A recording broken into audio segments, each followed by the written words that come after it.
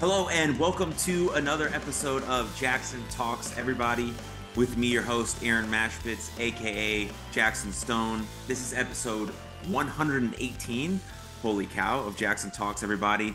And we have an absolutely fantastic guest today. So Mike Bennett, welcome to the show. Howdy. Thank you for having me. I'm finally glad we were able to make this happen. We've been talking for like the past month, and this is great. I'm a super big fan, and I love everything you do. So, like I said to you before we started recording, I think this is a match made in heaven. I think this is going to be cool. I 100% agree. I've been following you and your journey for a while, inside and outside of the ring. I deeply resonate with, I don't want to say 100% of everything you tweet because that may be a lot, but like a majority of everything that you tweet, I resonate with, and the things you talk about with addiction and recovery and mental health and being vulnerable and being a father and being on the road all the time and managing all of that, and of course our mutual interest of professional wrestling and all of that good stuff. So I'm pumped to dive into that today. But before we really get into all that meat and bones, I have one very specific question to ask you, Mike. And it's the theme of this podcast. It's the reason why I want to do this podcast, to kind of uncover this question, to answer it honestly and openly. And I think you do that a lot on your social media platform, but I'm going to ask you here now with this long form conversation. Mike, with everything you got going on, how are you doing? Like, really, how are you doing? You know, man, honestly, I hope there's a time in my like you said, I'm an open person. I'm an open book. I said that to you, and I really like to let people into my life so they can see what we're going through, how we survive. There's going to be a time when I write a book and I completely open up about this chapter of my life, because when I tell you that, I hope you don't mind me cussing on your podcast, but when I tell you that in our life for the past 2 years, it's been shit hitting the fan after shit hitting the fan after shit hitting the fan, I mean, shit has constantly been hitting the fan for me and Maria. And the reason why I've been so adamant lately about putting out videos is because I am strangely at peace with the shit hitting the fan for the first time in my life. And I think I think I was put in this place on purpose. I think that everything has kind of culminated to say to say to myself and to say to my family, there's going to be a lot that goes on in this moment, but mentally you're going to be the most at peace you've ever been, and that's truly where I'm at. There's a lot of crap that's happening right now. There's a lot of career uncertainty. There's a lot of life uncertainty. There's just normal shit. And then the wrestling world's crazy right now. We've lost our job twice in 2 years. And I'm still a recovering drug addict. And we're still trying to figure out how to raise 2 kids. And we're still in a small town in the middle of nowhere. And I think if this was me 5 years ago, I would have absolutely lost my mind and come unglued. But actually the happiest I've ever been in my entire life. And I'm not just saying that. I have somehow been able, I don't say somehow been able, I know exactly what happened. When we got fired from Ring of Honor, I remember looking around and seeing my wife and seeing my kids and saying to myself, having that realization at that moment, as long as I have this, I'm good. I'm good. This is my happiness. This is my peace. And from that moment on, I've been in that place. It's just been a grind, a struggle. But at the end of the day, when I go to bed and I lay my head on my pillow, I'm like, I'm really genuinely the happiest I've ever been. And I know life is roller coasters. So I know you just got to enjoy this moment, deal with the next one. But for me, if your question is how am I? I'm pretty good, man. I'm really enjoying life. What an excellent answer. But like, to get to the point you're currently at, right? It's like a long, difficult, challenging, arduous grind process, right? If people know anything about your story, they probably would agree with you that 5 years ago you probably wouldn't have felt this way. And so it's not to say that you have to go through these challenges, but you will. Like, inevitably, pain is part of life. And so is there any wisdom you can bestow that you've taken from that's allowed you to kind of get to this moment where you can just see things as they come, kind of maybe be able to control that response and give out your best effort regardless of what maybe the external circumstances are? Yeah, there to me there actually is, and it was for so long. And I think like I've really over the past, I mean, clearly I've been sober for the last 5 years, but it wasn't until probably the last 6 months, 7 months, 8 months that I really was like, you know what, I'm gonna dig down deep and try to figure out why did I become an addict? What led me here? What was all this about? And I started meditating, I started journaling, I started doing all these things that I thought was just hippie guru BS that doesn't really work.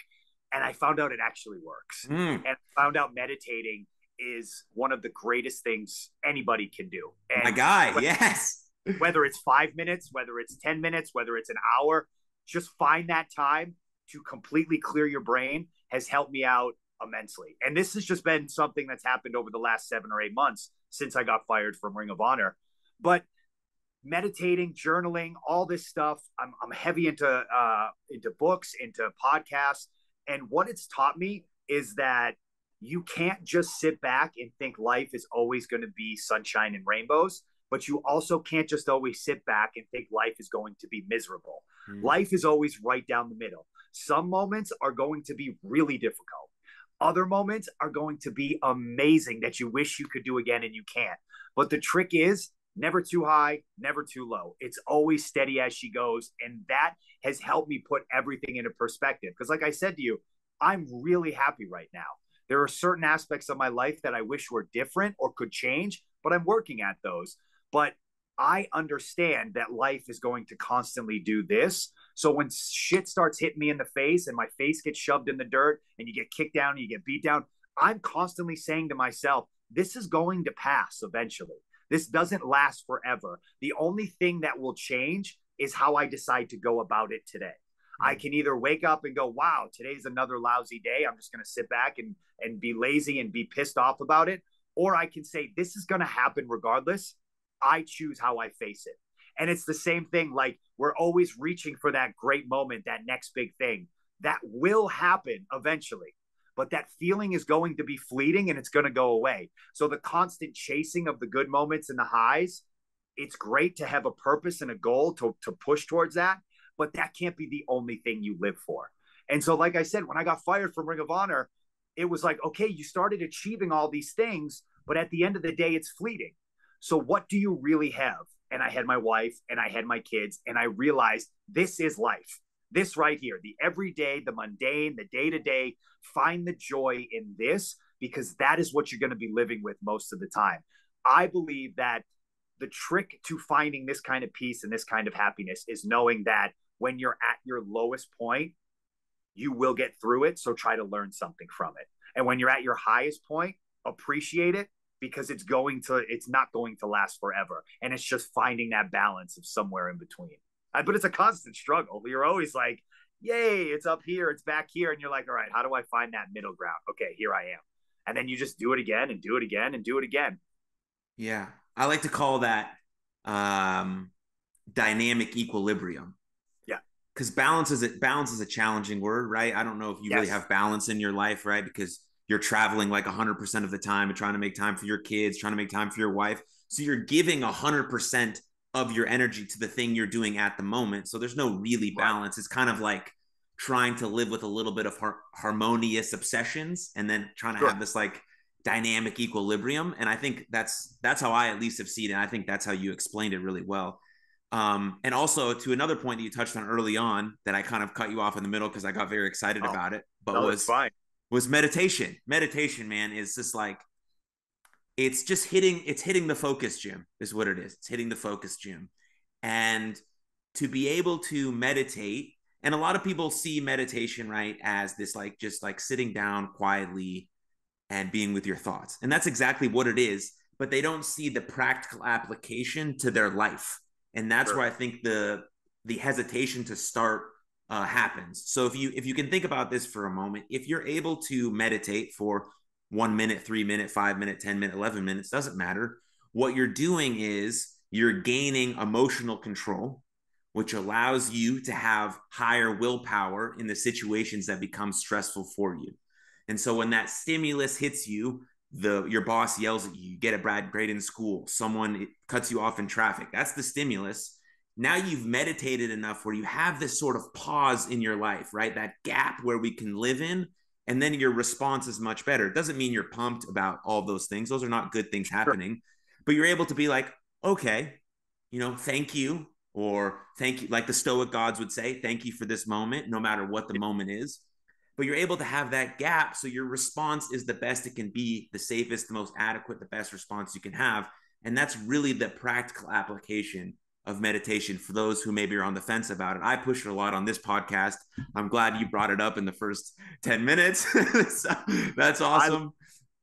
I'm telling you, it was that concept of the fact that, and I think it was, I heard someone talking, I'm going to screw the guy's name up, so I'm not going to say it, but he talks about how in between the stimulus and the response, there is the space. Mm-hmm. And that space is what dictates how you go forward with everything. Exactly. And that thought blew my mind. And I didn't really grasp it until I was able to have the self-discipline to just be like, no, you're going to sit here in your thoughts and let them pass by. And it gives you that willpower to say, okay, this just happened. Now freeze, put a pin in it, and let's circle back around. Because most of the time when you put a pin in it and then you circle back around to it, you're able to not only react in a way that you probably want to react, but you're also able to break it down and figure out, why did you have that initial response? What is bothering you? Was it other things that was on your mind and this just set you off?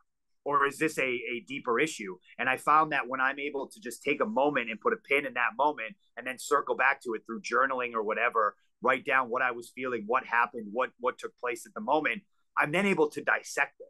And I'm then able to say, okay, this was what was going on. This is how I was going to react. And then I didn't react. But why was I going to react that way? And then you break that down. And it really just helps you understand who you are better. Mm. Yeah, I think the idea of coupling meditation and journaling together is it's a life-changing exercise. And it really, if you have 10 minutes in the day just to be by yourself for a little bit, like you can meditate out for 5 minutes and then whatever comes up, right? Because you're letting these thoughts kind of drift through, kind of like a snow globe. You shake it up and you see all the snowflakes fall to the ground, right? That's kind of what your meditation is. And you're not really hitting on anything. You're not really diving deep in any of those thoughts while you're meditating. And then you take the next 5 minutes, just like you said, to journal it out. Now I can dissect. Now I can get to the root. Now I can find out what I need, what I don't need, what I'm inadequate at, what maybe I need less of, all of these things. And it's taken 10 minutes and now you've elevated your day and possibly your life and maybe your relationships. And I think that's worth 10 minutes a day. Oh, absolutely. And like I said to you, it has changed my life. Since the start of this year, I have taken the first hour of the day I don't look at my phone. I meditate for a half hour and then I journal for the other half hour. And then my kids usually wake up. It's my favorite time of day. I am like, it brings me so at peace. And I was never a morning person. And so now I'm a morning person. It's the best part of the day and it's changed my life completely. Yeah. I mean, I 100% agree. Before I want to talk about a lot of stuff and I want to mention a few tweets that you put out as well, and kind of your mantra of process over outcome. I love that. And we're going to dive deep into that in a second, but I want to kind of touch on, because you put out a tweet a couple, maybe it was a week ago, about being on the road and missing something of your kid, like going to school. And that like kind of, it resonated with me. I don't have any kids, but it made me think about just like being a professional wrestler and what things people don't understand about the career and the craft. And there's no real question here. I'm just trying to get some of your thoughts on that, on being a pro wrestler, being on the road, whether it be with a company or as an independent guy, trying to raise a family, missing things, understanding what shows maybe you should miss or shouldn't miss based on what your kids, like all of that stuff is very complicated. And I think the casual fan and even the person who's not a wrestling fan, which we have a ton on this podcast, don't really understand. So could you talk about that a little bit? Yeah, no, I love that question because I find the life of a pro wrestler so fascinating. Like I don't try to glamorize it. I don't try to talk like they did back in the day of like, this is what we did 31 days on the road. Like whatever. I don't want to glamorize that because I think there's far more I think there's far more. I think we should glamorize the fact that we're good parents and we're home for our kids. And this is an ends to a mean. We're trying to provide, and this is the career we chose. And it's not so much a badge of honor as it is we will do anything for our kids, and that's why we do what we do. But man, I like to tell people when they ask me what the life of a pro wrestler is, I just tell them we get paid to travel. We're professional travelers because the wrestling is the easy part. That's the fun part. That's when you get to go out, put your creativity to use, have these fun matches, work with your friends, either get in front of a crazy crowd or whatever. That's the fun part. The tiring part, the part that is the most difficult is the airports, the rental cars, the early mornings, the late nights, the lousy food, the all of it. It's all of it combined. And to me, that's why you get paid to be a pro wrestler. So you can do that. But truthfully, for me, I have been the busiest I've ever been in the last 2 years, which is crazy to me considering all the companies I've worked for. But because I've been able to work for Impact, work for NWA, and run the Indies at the same time, I've just been go, go, go. So I've actually probably missed more in the last 2 years when it comes to my kids than I ever did at WWE. And so that part, that part never gets easy. That part absolutely sucks. And I wish I could be like, oh, you get used to it. But my daughter's 4. She's going to be 5 in April. My son's 2.5. I always said to myself, oh, the older they get, the easier it'll become because they'll understand.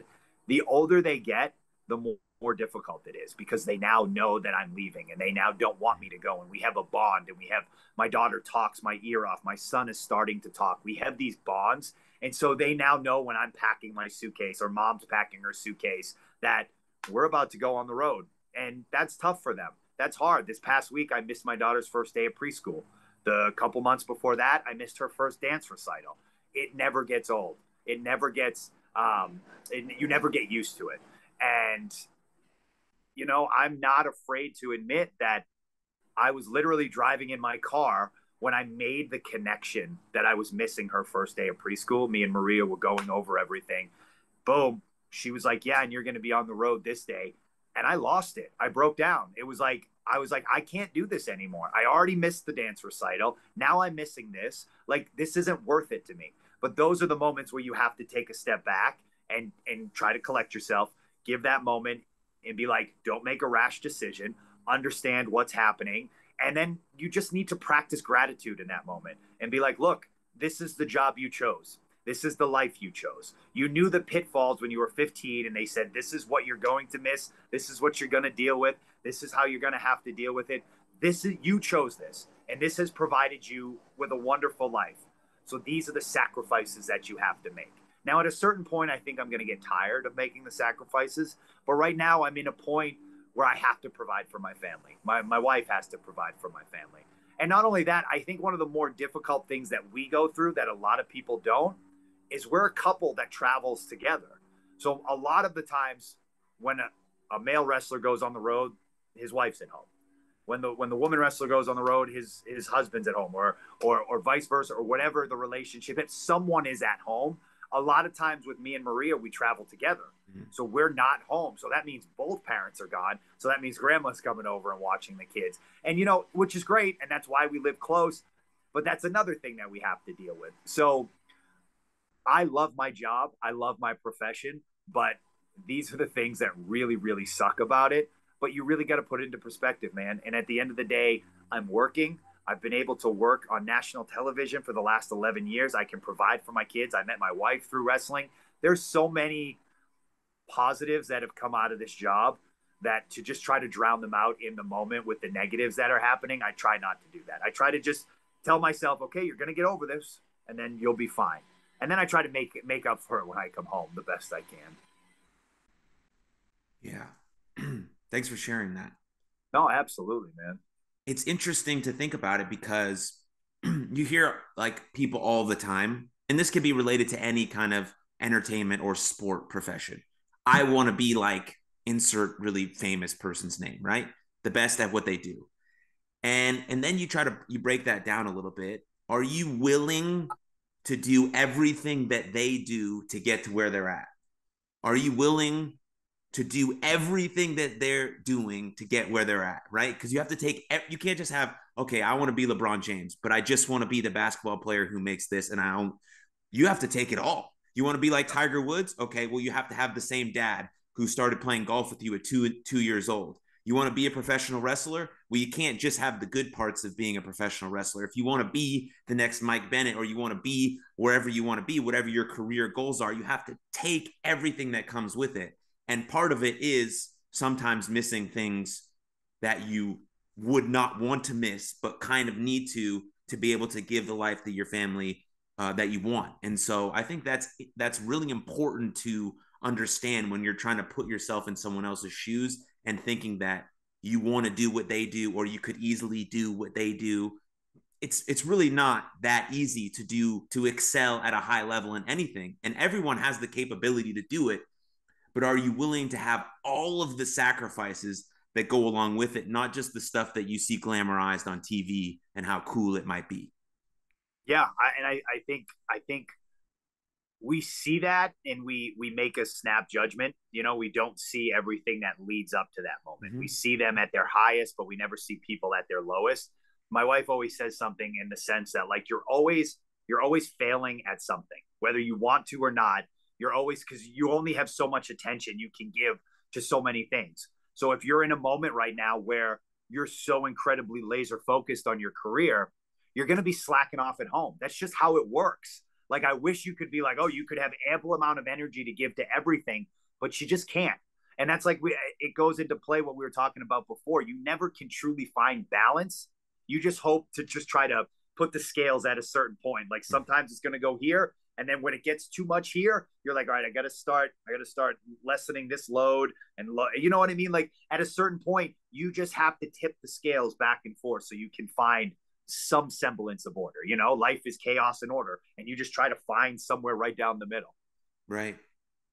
And I think another important nugget to take away of what you just said about your work and your life and your job and your profession and your family is that intrinsically you love what you do, right? And that makes it just a little bit easier, right? If I'm showing up to a job that I don't like and I have to travel a lot for it, leaving my kids and the people I love the most at home, it's gonna eat you up, and it's just, it's not worth it. Take something else, do something else. But intrinsically, if we feel this sense of passion and fulfillment from what we do, which obviously you do, and you share that with the world, then it's not, I don't want to say easier. I don't like that word, but I don't have a better word for it, so I'm just going to use that. It's a little bit No, easier again yeah, absolutely. to leave your family a little bit. So I think that's also important, to be intrinsically motivated by the thing that you want to be your job, or maybe your hobby, or whatever that is for you.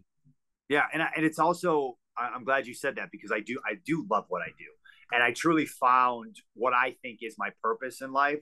I always thought just wrestling was my purpose in life, but now I feel like this new venture that I'm on, whether it's wrestling and motivational speaking or whatever it is, just reaching out and helping others, I feel like has become my purpose.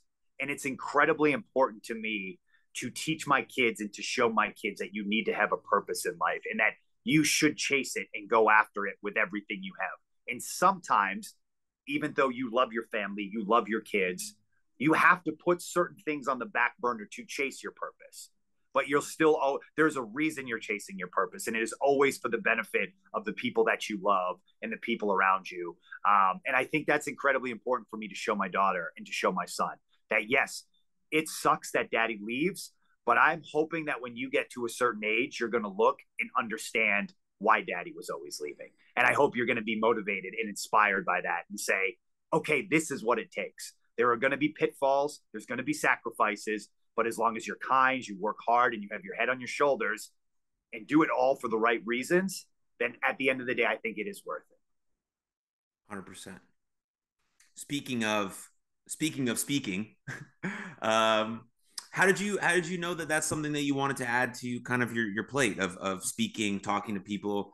Because clearly as professional wrestlers, we're sharing stuff with the world, Right. Whether that be on national television or at an independent show, and then you're posting videos, you're tweeting a bunch of stuff that are like me are probably personal reminders to yourself, but you're sharing them with the world, which I think is very important to note about Twitter. That usually the best tweets and the best people who tweet are tweeting things that they're thinking about that they need a reminder to themselves, and then other people will need the same reminder, and now the whole world can grow together. And so then all of that culminated in what you wanted to do some speaking engagements, or did someone reach out to you, or how did that go?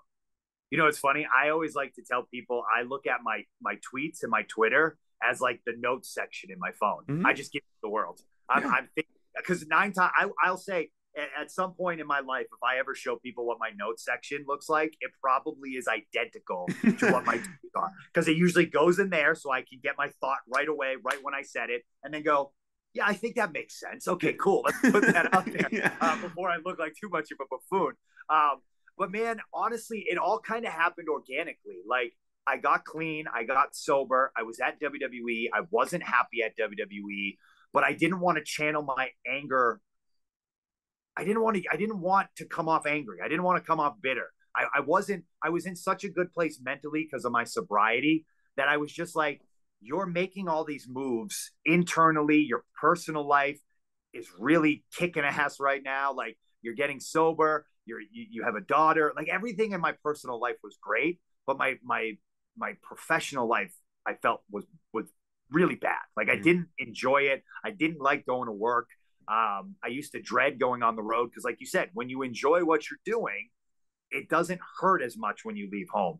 Leaving for WWE at that time hurt, man. Like I was angry. I didn't want to leave. I had a newborn daughter. I knew I'd go to TV. I wasn't going to do anything. So I was mad. I was like, what am I doing? Like, I'm wasting precious time with this beautiful little girl to go and eat catering, which is literally what I was doing. And it didn't make sense to me. And so I was like, you have to change this. You have to channel this energy somewhere else. And like, there's a lot of people that when I got sober, I started following on social media to try to help my brain. Instead of following toxic people, I started following motivational speakers. I started following like Eric Thomas and Garyvee Mm-hmm. and Lewis Howes. And I'm trying to think of, I have a list of people, Mel Robbins. There's a ton of people that I would just now find little pieces of information that they put out and I get motivated by them. And the one person that I fell on right away was Garyvee. I loved his in your face style. I love how he just cusses. This is who I am. I was like, I'm a pro wrestler. I say the F word all the time. This is me. I get it. And his whole thing was just like, just put out content that you're proud of. Put out content of your story. Put out content of documenting your life. And I kept going, well, this might be a positive way to put my message out. Like if I can show people what I'm going through, but more importantly, like it wasn't like I was looking back and telling people my story. I wanted to go through it together with people and be like, I'm getting clean and sober in the moment. I'm unhappy at work, just like you're probably unhappy at work. How am I keeping myself up? How am I staying motivated? How am I keeping myself sober? And I thought to myself, you have this platform. If you document it, you can get it out to millions of people. Use your platform for something good. And all those things kind of interweaving at the same time just really motivated me. And it started out as like, let me see how this does. Let me put this out there. This is what I feel like talking about. And I think the very first video I put out, I might be wrong, but I think it was this. I put out a video about being content with where you are in life, but still wanting more. Because I got sick and tired of hearing people say like, oh, well, Mike is just content collecting a paycheck and not working. And he just seems happy online and this and that. And I thought to myself, no, you can be happy and content in the life that you have at the moment and still understand that you have a bigger purpose and you still want to go and pursue more. And that was the first video. And I just remember putting it out. And some of the first comments I got was, I really needed to hear this. And when I read that, I was like, well, if someone needs to hear this, even if it's just one person, you have an obligation to continue to do this. You know, I'm a big believer in with great responsibility or with great power comes great responsibility. If you have the power to do something, you need to wield it responsibly. And I had the power as a WWE superstar or a bigger name in pro wrestling to wield my power responsibly and to tell people wrestling's toxic, Twitter's toxic. There's a lot of toxic places, but I'm going to be this shining light that says, yes, but there is beauty. There is a silver lining. There is positivity. And not only that, as a guy who's getting bombarded with the negativity and the toxicity of wrestling and Twitter, Let me show you that you can avoid that and still come out and be a positive voice in the community. Amazing. Amazing. So you took a situation that was not ideal for you and you made it the best possible situation it could be.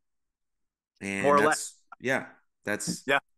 and it turned into becoming something that you really enjoy doing in your life, which is talking about these kinds of things that in hopes will resonate with people so they can also change their life for the better. Yeah, man. I don't bullshit people. Like when I do seminars, and anyone that's done my seminars will tell you this, I tell people right out of the gate, if you don't get anything out of this seminar, I will give you your money back because I'm genuinely not in it for the money. I think I have a purpose. And what makes me fulfilled is when I see that light bulb go off in someone's head, whether it's oh, this makes sense wrestling wise, or this makes sense life wise. When I can see that light bulb go off in their head just by words of wisdom that I've given them through years of experience, that makes it all worth it. Like that is what I think you're supposed to do as a human being. Mm-hmm. We're put on this earth to help each other out when we have the ability to help each other out. And I think anything less than that is doing a disservice as a human. I'm not saying everyone has to go out and go to a soup kitchen or give money. When you have the ability to do something, I think it is your obligation to do it. Well, even in the smallest regard of small with very big quotation marks, because they're all moments are important. But if you're at the grocery store and someone walks by and they have a lot of bags or they're holding a baby and they can't seem to get the door, and you open the door for them and you smile at them with kind eyes, that is a huge thing for someone. And the downstream effects of that are unknown to the person who did that thing. It's like love 2.0. There's so much positivity resonance coming off of that, right? And it's the same thing as what you and I are trying to do. We're just being public about it in a different way. But just treating the people you see and don't know their names in everyday life with some sort of positive regard, unconditional positive regard, some kindness, some helping hand in service of others, those really are what everyone can do all the time. And then it also happens that we'll get that when we need it the most. Like I'm having a shit day, something just is happening. I'm going to go to the grocery store, maybe get a tub of ice cream or whatever makes me happy, and then someone just smiles at me, or they're like, hey, they see me looking at the ice cream and like, hey, I tried that Rocky Road the other day and it was delicious. I'm like, oh, cool. I've been thinking about getting that too. And then you go home and you maybe eat the ice cream and you're thinking about how nice that person was. And your day just kind of gets a little bit better. And that's really what you're talking about on a scale that everyone can do. And I think that's really important. And also, another point, when you're doing something that you love to do and you're not doing it for the money, it so happens that you actually start making money from it. And the abundance just kind of rolls in. Like when I started doing this podcast like 2-3 years ago, right? This is episode 118. I was like, that's awesome. I'm just trying to talk to people. Sure. That's what it is. My friends are cool. I happen to do a cool job. That's when I was actively pro wrestling. Now I talk to all different sorts of people. And now the podcast is actually, pretty cool. People seem to like it, right? We're making a little bit of money. And it's like, wow.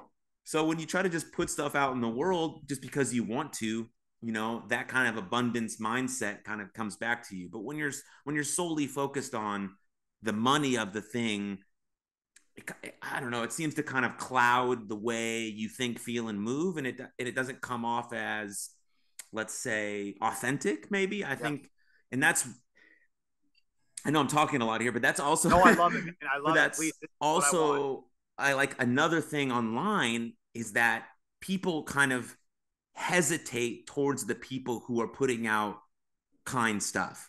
Sure. Because we're so used to that not being the case. Yeah. That like when you or Ali, who's another great example of, I'm going to get him on this pod and we're going to have a beautiful conversation as well. You should.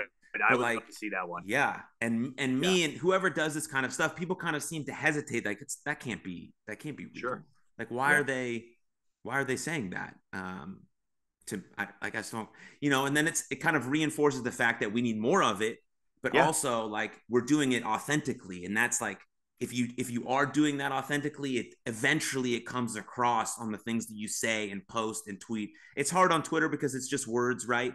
But I feel like there's some sort of energy to it. And like, you know, the Dude, person reading it who really reads it with the intent of getting something out of it and says, like they said to you, I needed this. It's like, so did I. yeah, That's yeah. exactly why I wrote it. And I think all of that goes into play on doing some of this stuff, on speaking, on talking to people and doing seminars and creating relationships, and all of that stuff is just wildly important. And I think we can all play a part in being like an active participant in our own lives for that, and in other people's lives as well. Yeah, no, and the thing is, man, I agree with you wholeheartedly in the sense that you do get pushback. And you do get pushback in the sense of people calling it toxic positivity, or that's easy for you to say, or you haven't had this, this, and this. And a lot of the times I want to look at people and go, no, it's not easy for me to say. I work on things every single day, but I just prioritize what's important. I figured out in my life what I think is most important. And you need to do that for your life. Prioritize the things that are important that you think are going to genuinely make you the most happy. If you think money is genuinely going to make you the most happy, then by all means, go chase it, go get it, do everything you want with it. I have a feeling that the more you get, the more you'll understand that money, just like everything else, every big moment, every big success is fleeting. So you do need to find the joy in the little things. But I get that pushback all the time of like, oh, third world problem or first world problems or this and that. And I'm like, no, it's not. These are issues that I talk about in my head that I'm going over, that I'm trying to figure out. And it's not always easy for me to say. But I agree with you 100% when you said, I think when you're sincere about it and you come from a good place, there's a vibe and there's an energy. And I don't know if it's just your mindset of being like, this is what I'm dealing with. And you hit that point where you don't care what people think about you. You just know in your heart what you're doing is what you're supposed to be doing. When you give out that vibe, I think other people feel it, whether it's on Twitter or not. I think there's a vibe that when you're fully confident in what you're trying to produce, people feel that energy. And so it might be on Twitter, it might be on Instagram, it might be face to face, but if you're true and sincere, that energy exists there. Yeah. Yeah, it does 100%. And so that leads me to where it led you, I think, kind of developing this motto for your life that is kind of everywhere, right? Process over outcome. And I coach a 14-year-old baseball team. I played baseball for a really long time, and I love baseball. And Yeah. we talk about that a lot in sport, right? Because baseball is all about failure, right? Sure. You're going to fail 7 out of 10 times. So you have to be so locked in to your process. That's got to be primary. The outcomes, whatever. And so I love it. And Yeah. so can you just explain it, where, like, why it means so much to you, and all that? Yeah. I mean, again, it goes into the play of I started out as a pro wrestler at 16, 15, 16, around that time. And I Wow, was that's really so, young. yeah, I'm 37, 21-year veteran. Like it blows my mind. Whoa. Yeah, it's insane. And I still think I have like 10, 15 years left to give, which is cool. Yeah, probably But because you just got in the best shape of your life a couple of years ago. I So you're, feel the best. It's insane, dude. Like when you feel great up here, everything else just starts to flow with you, which is freaking awesome. yeah. But no, I had tunnel vision, man. From the time I was 16 years old, it was I had the blinders on, and I wanted to be a WWE wrestler. And it was just get to WWE, get to WWE, get to WWE. Once you achieve this, once you get to WWE, all your problems will be fixed. Everything will be perfect. This is everything you ever wanted. And what I realized was and my whole process over outcome didn't really start sticking with me until I was at WWE. And I was like, okay, here I am. I achieved this. And I kept thinking to myself, what's next? What is the next big thing? What is the next big thing? And then you achieve that next big thing. And then you say to yourself, great, I did it. This is awesome. What is the next big thing? What is the next big thing? And like I said, those moments are fleeting. So you're constantly chasing things that give you instant excitement, enjoyment, pleasure, whatever. And then they go away. And then I realized that what you do day to day, the process of trying to achieve your goal, the process of trying to get to the next place in your life, that is what you're going to be doing 99.9% of the time. So what you need to do is love that so much. Love the daily grind of it. Love pro wrestling so much. Love working out. Love motivational speaking. Love listening to podcasts. Love reading books. Love journaling. Love meditating. And if you can find the love in that, the stuff that you're going to be doing day to day, every single day, that is going to make you far more successful than just focusing on that one giant goal, that one big thing. Because like I said, it's incredibly important to have that main goal because you need a path, you need a purpose, you need a way to go, you need a direction. You can't just be like, all right, I'm just going to enjoy the process. Well, what are you trying to achieve? Mm-hmm. But if you're constantly trying to get to be a world champion, okay, what does it take to become a world champion? Well, it takes this, and this. Fall in love with those steps. Because when you fall in love with those steps, yes, when you finally become a world champion, it'll be like, yay, this is awesome. And you'll feel great and you'll appreciate the moment that you're in it.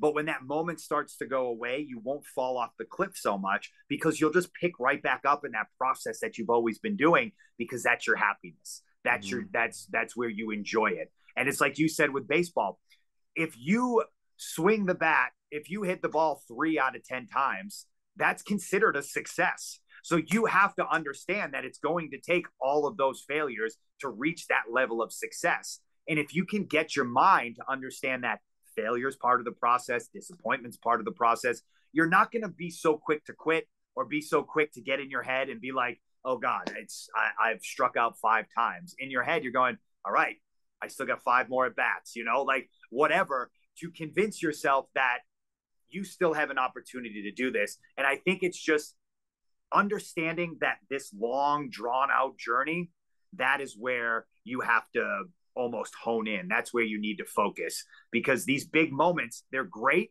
but they're few and far between. And you're going to fail so many more times that you're going to succeed that you have to almost fall in love with this process of failure, learning, growth, failure, learning, growth, failure, learning, growth.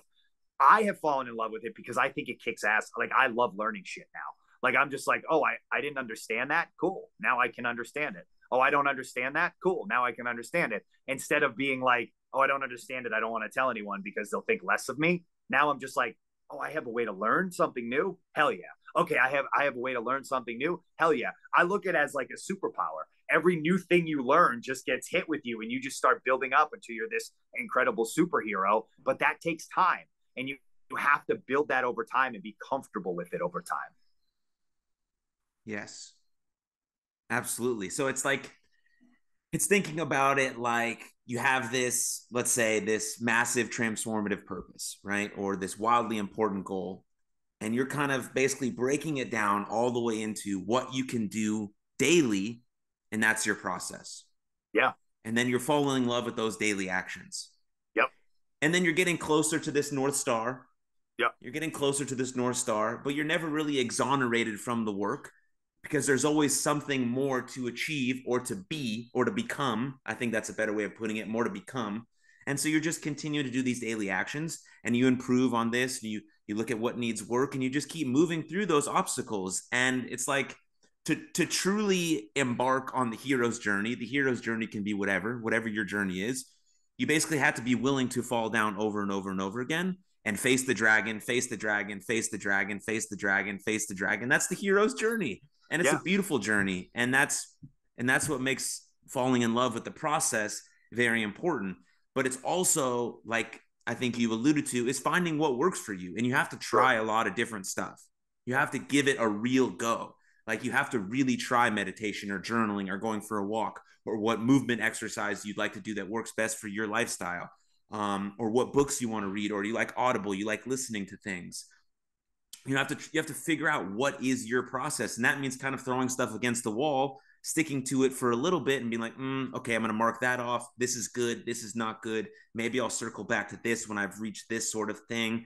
And it's all of that. And that's really fun for me in part of the process, at least, especially when it comes to this podcast, trying to get better, right? Trying to get better at this. How can I listen to Tim Ferriss and Rich Roll and like, what do they do that makes their podcast like so unique? Why their questions seem to be so much, not so much better, but just a little bit more intuitive, and they get deeper into the nooks and crannies. Okay, I can start implementing that. And okay. And then I don't know. And the same thing as a pro wrestler, and that's really cool. But it's uniquely as a pro wrestler, it's very easy to hide your weaknesses as a pro wrestler because you don't have to do anything that you're not good at. If I cannot take an arm drag, sorry, dude, I don't like I just can't take it. I know you throw a really good arm drag, but I just the flip Not bump good and at the it. grab Yeah. and the over. Can't It's do it. like Yeah. no, no, not for Yeah. me. Absolutely. So I think Yeah. that's a cool part.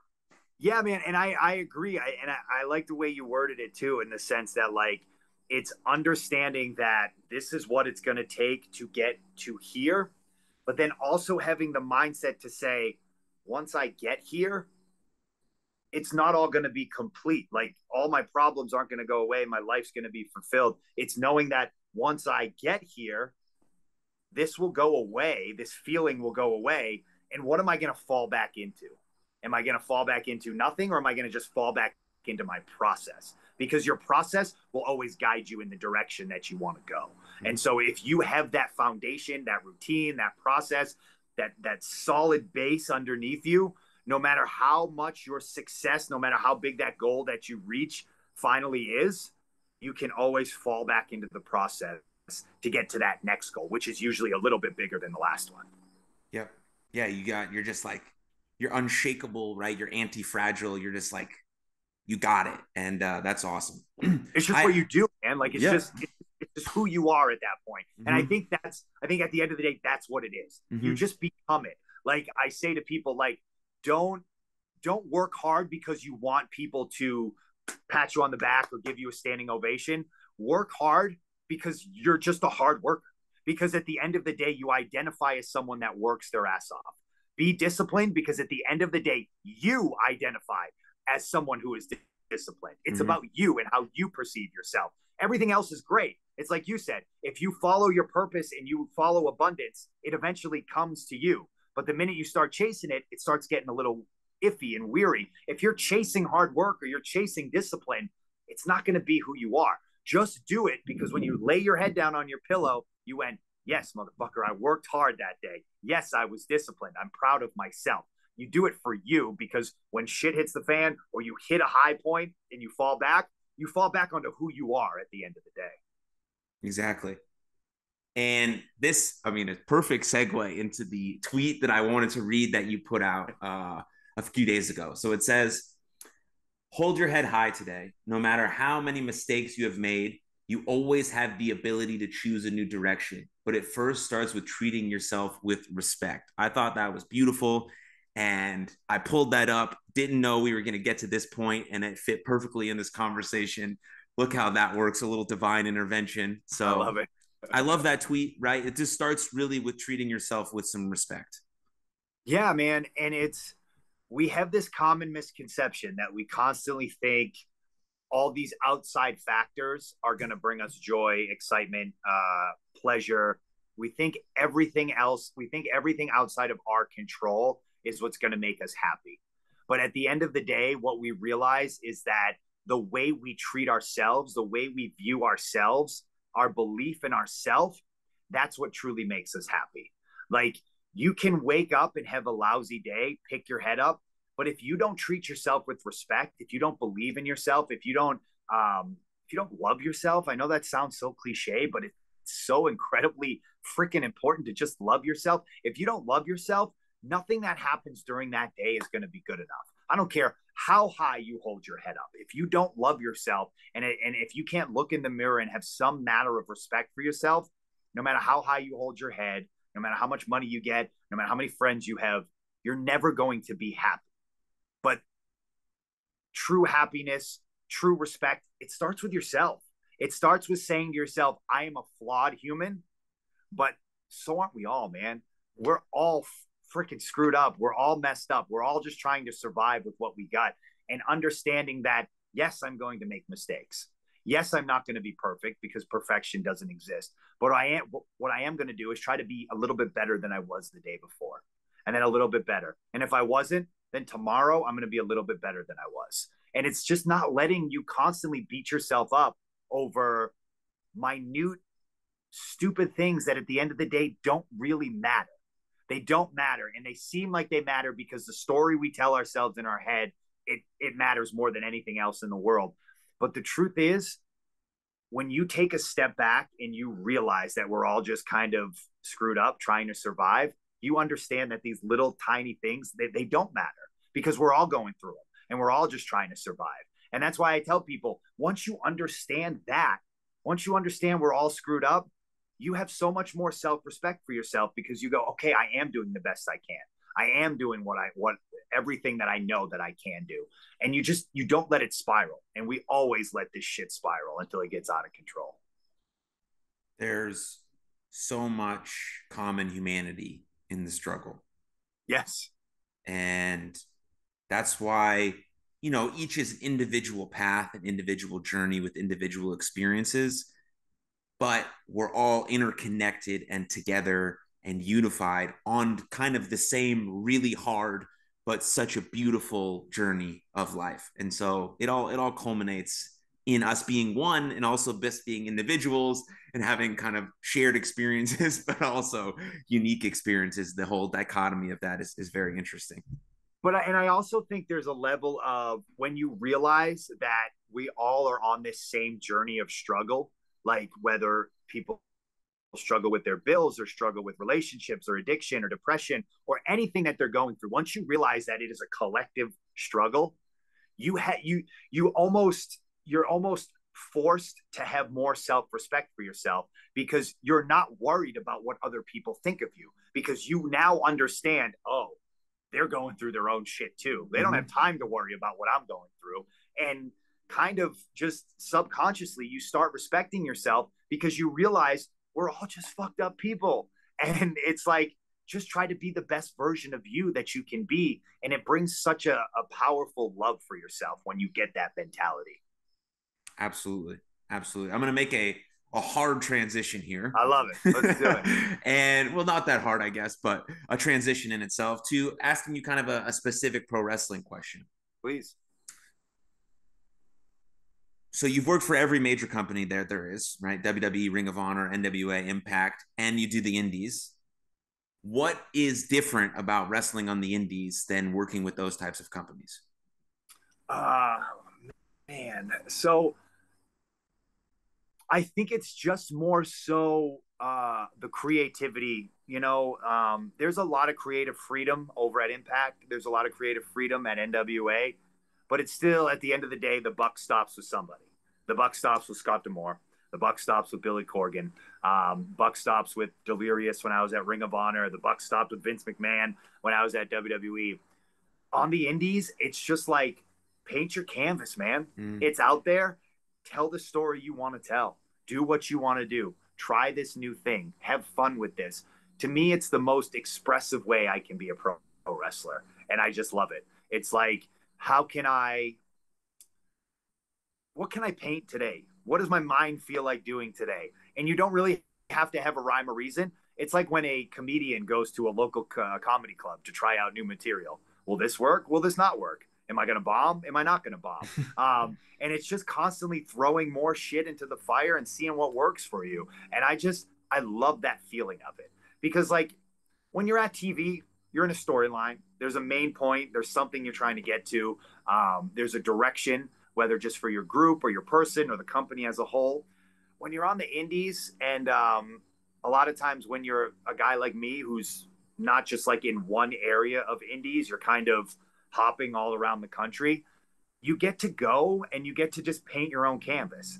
And what's really cool for me, what I've really enjoyed right now, is a lot of times I go to these indies and they put me with their guy that they think is the next one to, go to the national level. And so I go to these indies feeling like I have an obligation. Like I'm like I can't phone it in, because whoever I'm wrestling is looking at this match as their big match, right, to start getting noticed and get more exposure. So I think I start putting more pressure on myself for the guy that I'm wrestling, because I'm not going to phone that in. This is his moment. This is the thing he's talking to his parents about. This is the thing he's talking to his brother, his sister, his friends about. I get to wrestle Mike Bennett, Mike Kanellis from the Kingdom, from whatever. Like, this is his moment. So I get like, there's a sense of pride, and I get goosebumps even thinking about it, because I take so much pride in that. And that's what's really fun for me. When I go to the Impact or I go to NWA, we're all established there at that point. We've all done our thing. So you don't get that feeling or that moment. But when you go on the indies, man, to be able to have a match with someone that was like, that was the best match of my career, or that was the match I needed, or to just feel that high after a match of knowing that they did what they wanted to do, that's the best feeling. I absolutely love doing the indies right now for that reason. It's one of the most purest forms of free play. Yes. It's like everyone should be able to experience that level of joy and free play from just moving your body in sync with someone else and creating this thing that people it's like it's a magnificent experience. If you've never been to an independent professional wrestling show and you're watching or listening to this podcast right now, I urge you to check out your local scene immediately. I'm 100% sure there's a guy or girl or person there that will blow your fucking mind. 100%. Even if it's the dirt worst indies, there's always one diamond in the rough that you'll be like, holy crap, that guy's awesome or that girl's awesome. Yes, 100%. And to that point, how cool is it to see where the indies have gone maybe 5 years ago? Like there's people on the independents right now who are legit making a full-time profession from being their own boss, from basically being an entrepreneur, which was awesome for me because it taught me a lot how to run my own businesses now that I do. But how cool is it to see that as a guy who's worked everywhere? You've been in the business 20 years, like things are pretty cool.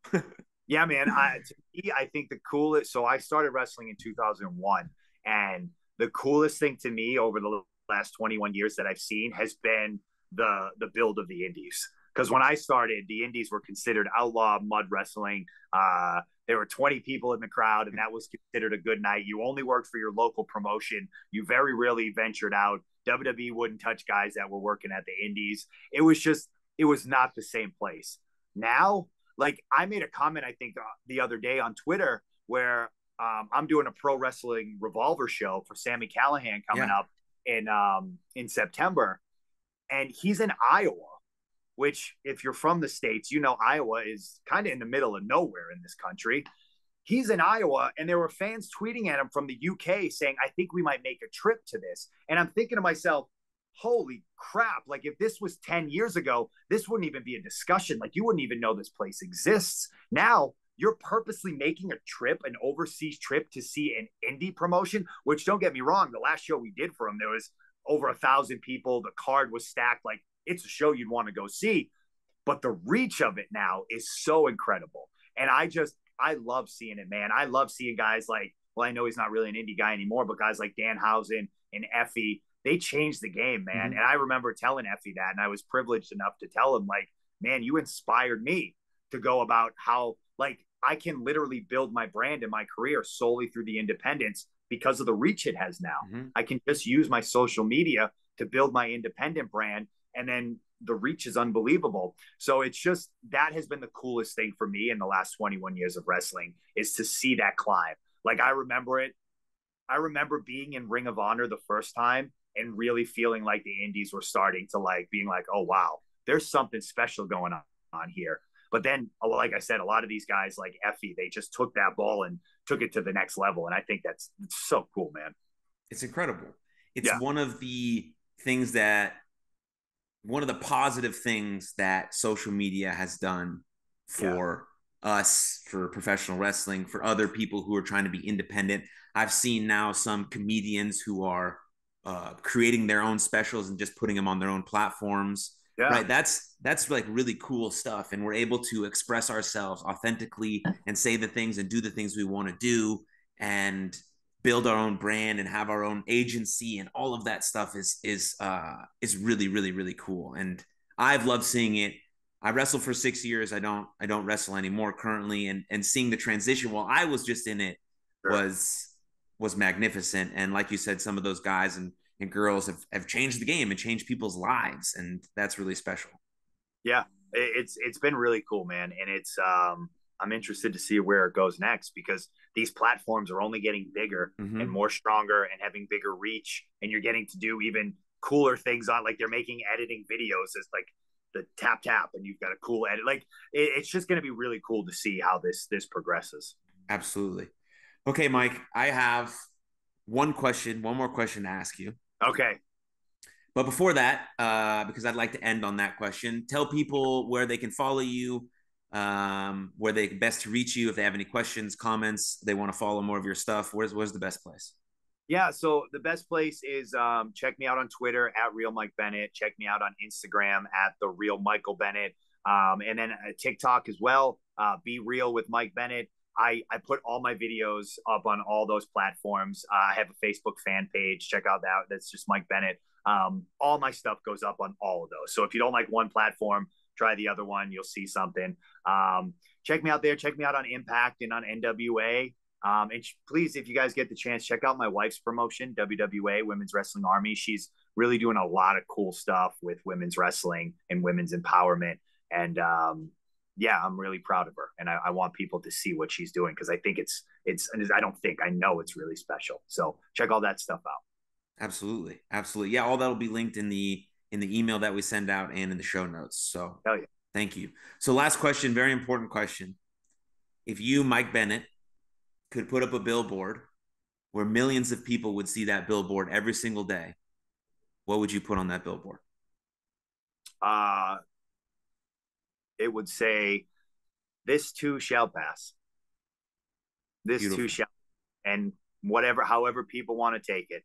Because for me, it means two different things. It means when you're at your lowest, it's going to pass. So understand you're not going to be there forever. And when at your highest, understand you're not going to be riding high forever. That's going to pass. So just appreciate the moment that you're in. Amazing. I'd love to throw that on a billboard. Me too, man. I would love to see it on like my worst day. That would help. I'd be okay. You're right. It should. Yeah. I wanted to actually put up some billboards for my nonprofit in kind of the Dallas area. Billboards are really expensive. Yeah, I believe it. That's why there's a lot of empty ones. Yeah. So this question, is a good one, but we'll just put the phrase on Twitter instead, where it's free. It'll be my imaginary billboard up here, so I don't have to spend money. But really, thank you, man, for talking to me for the last hour. I loved it. I can't believe it's been an hour. That flew by. Yeah. We could talk for probably more, but I'm sure I'll have you on again, and we'll dive into some different stuff. But really, thank you for joining me. This was fantastic for me.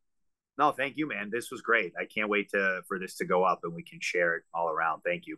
Absolutely. And thank you for those that listened and watched, and share this with a friend or share this with 10 friends. I hope you got something out of it. I know that I certainly did. And make sure to subscribe on YouTube and review and rate on Spotify and Apple. But most importantly, take good care of yourselves and others, and we'll see you next time. Cheers.